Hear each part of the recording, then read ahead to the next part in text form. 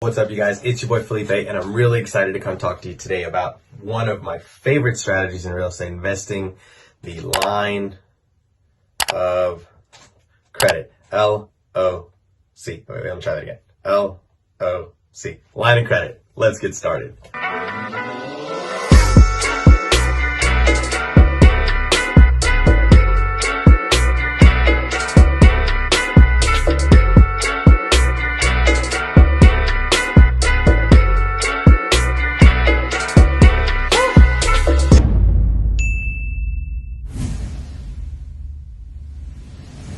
Before we get started, as always, make sure you turn that thumbs up blue, subscribe to the channel, and leave me a comment if you'd like more of these videos. Let's get started talking about lines of credits. So, interestingly enough, and I want to apologize actually, I sometimes as an investor, we think that these things are common knowledge, and maybe they're not.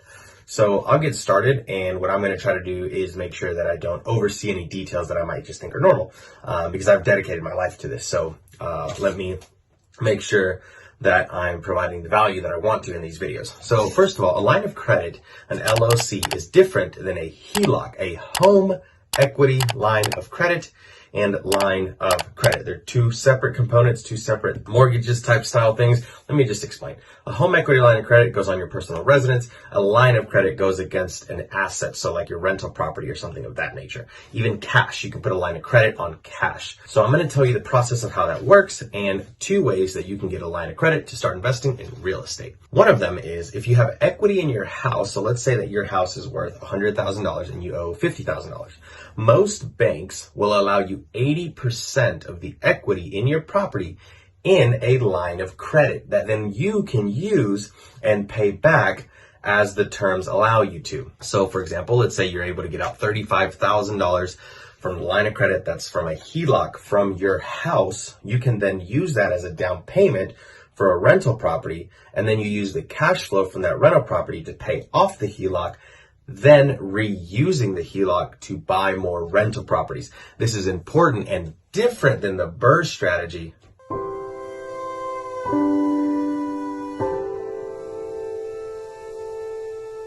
Sorry, moment of silence for the BRRRR strategy. Because in the BRRRR strategy, let's say that you refinance a property and you get $35,000 out. You use that money and then it's gone. Yeah, like that's it. With a home equity line of credit or a line of credit, which now you know the difference between the two, you are able to pay the line of credit back and then reuse that line of credit. And I'll give you a story.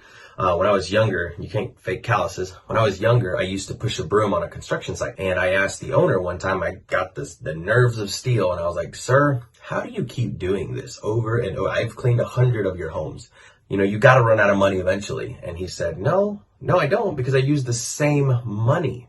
So what happened was his father left him a house that he lives in now that's worth probably $1 million, but he put a home equity line of credit on his property.